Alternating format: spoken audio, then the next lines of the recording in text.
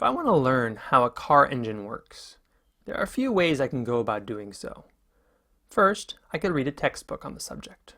Or I might ask a car mechanic friend to point out all the parts under the hood and tell me what they do. But if I really want to know that engine inside and out, I am going to need to take it further.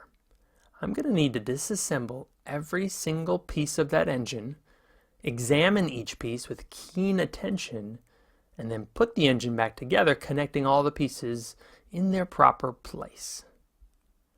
It's the same with studying the Bible, actually. The textbook on car mechanics is like a commentary. Your mechanic friend is like a preacher. And disassembling and reassembling the engine is what we do in bracketing.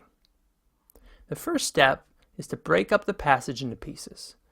And the second is to put it back together, understanding how those pieces connect to make the text work.